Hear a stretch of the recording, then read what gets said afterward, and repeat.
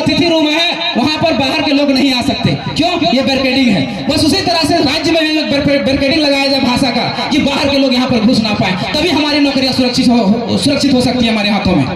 इसलिए हम बात करते हैं, हम केवल ये नहीं कहते कि केवल 1932।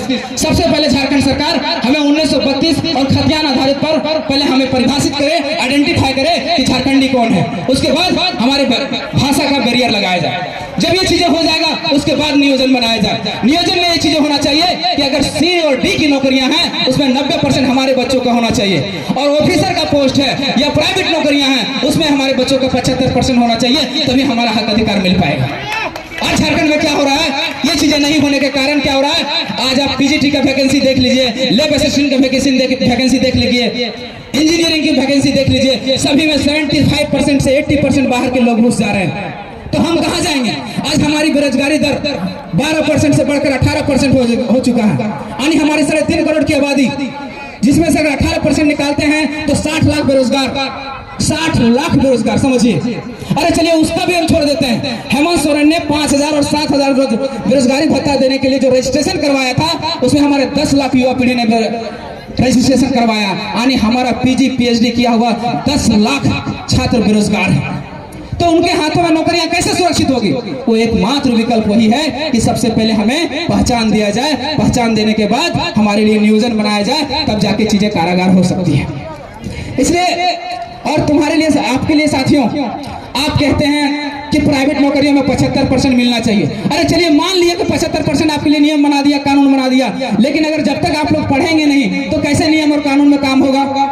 टाटा के एमडी से जब पूछा गया 75% का जब रूल आया, तो टाटा के एमडी से एक बात पूछा गया कि जो 75% की जो कानून है क्या झारखंड में लागू हो सकती है?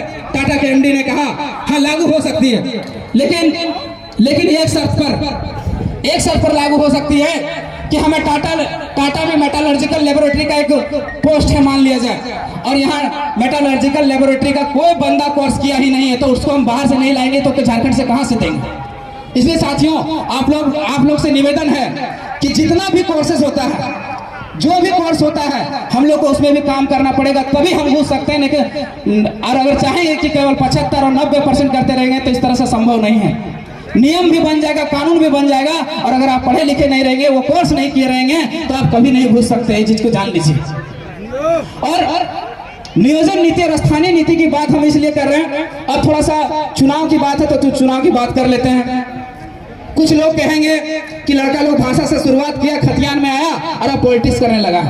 आज के युवा पीढ़ी कहता है आई हेट पॉलिटिक्स। कहे भैया क्यों आई हेट पॉलिटिक्स? व्हाई?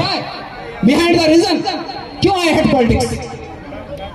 अरे आप पढ़े लिखे युवा अगर पॉलिटिक्स नहीं करेंगे, पॉलिटिक्स तय करता है कि आप क्या खाएंगे, क्या पहनेंगे, क्या किस गाड़ी पे चलेंगे, ये पॉलिटिक्स डिसाइड करता है। आज 7 लाख पर टैक्स लगाना है कि 10 लाख पर टैक्स लगाना, पॉलिटिक्स डिसाइड करता है, और आप कहते हैं आई हेट पॉलिटिक्स। माई साहब तोने याद करिए, तोने जो माथों में तो सिंदूर लगेले 10 टका के, ओकर में 2 टका तोने टैक्स भर ले। 2 टका टैक्स तय करे वाला पॉलिटिक्स तय करो, तो नेता तय करो, तो विधायक तय करो, और तोने बोले आई हेट पॉलिटिक्स। आज तोने 100 रुपए के पेट्रोल भराया है, 100 टका में 20 टका जीएसटी ले ले केंद्र सरकार, 20 टका जीएसटी ले ले तो राज्य सरकार 40 टका के टैक्स लगे ले। अगर 40 टका माफ कर दिया जाए तो थोड़ा 60 टका में पेट्रोल आ जीतो। ये कौन तय किया? ये आपका सांसद तय किया, आपका विधायक तय किया, और आप बोलते हैं हेट पॉलिटिक्स। भैया ये लव पॉलिटिक्स। एक बहुत बड़े विशेषज्ञ ने कहा था कि राजनीति से अर्थव्यवस्था चलती है और अर्थव्यवस्था से दुनिया चलती है। तो भैया राजनीति कीजिए, आई हेट पॉलिटिक्स नहीं, आई लव पॉलिटिक्स कीजिए। और ये कहता है कि ये लोग सांसद बनना है, विधायक बनना है। हाँ हम कहते हैं कि हम सांसद और विधायक बनना है। क्यों बनने की जरूरत पड़ गया? हम भी पढ़ने वाले छात्र थे, हम भी सिविल सर्विस का स्टूडेंट थे, क्यों हमें पॉलिटिक्स में करना पड़ गया? क्योंकि आप हमारे लिए नीतियां नहीं बनाए, आप हमारे लिए कानून नहीं बनाए, इसलिए पॉलिटिक्स करना पड़ रहा है। और हम कहते हैं विधायक सांसद क्यों बनना चाहिए, अब हम बताते हैं। अब बात करते हैं नियम और कानून का। आपको 1932 का तो बात कर दिया है। 1932 को लागू करने के लिए आपको 9वीं अनुसूची में जाना पड़ेगा। 9वीं अनुसूची यानी संविधान में संशोधन, संविधान के अनुच्छेद 368 में संशोधन करना पड़ेगा। यानी कौन संशोधन करेगा? सांसद तय करेगा। आपके पास 14 सांसद हैं और संशोधन करने के लिए 272 सांसद का जरूरत पड़ता है। अब बताइए 9वीं अनुसूची में कैसे कानून आपका बनेगा? जब आपका माई माटी का बेटा टाइगर जयराम मातो अपने साथ कुछ साथियों को अगर लेके नहीं जाएगा और अपने मजबूती से अपनी बातों को लोकसभा में नहीं रखेगा, क्या कानून बन पाएगा? तो इसलिए आपको सांसद बनाना पड़ेगा इसको, चाहे धनबाद लोकसभा हो, चाहे गिरिडीह लोकसभा हो, आपको वहां बात उठाने वाला चाहिए।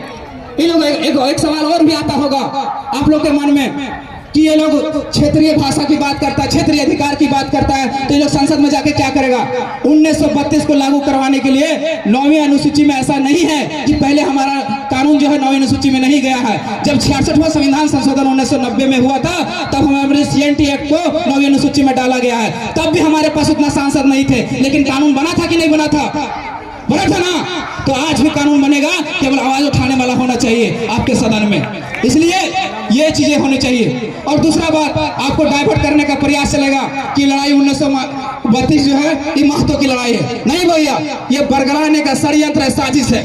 अच्छा आप लोग बताइए, हमारे लिखा रहता है, हम लोग नारा लगाते हैं कि हमारी पहचान 1932 का खतियान, झारखंडियों की पहचान 1932 का खतियान। अगर महतो की रहता तो लिखा नहीं रहता कि महतो की पहचान 1932 का खतियान, आदिवासियों की पहचान 1932 का खतियान, मुसलमानों की पहचान 1932 का खतियान, मंडल की पहचान 1932 का खतियान, बावरी का पहचान 1932 का खतियान। पर ऐसा है क्या?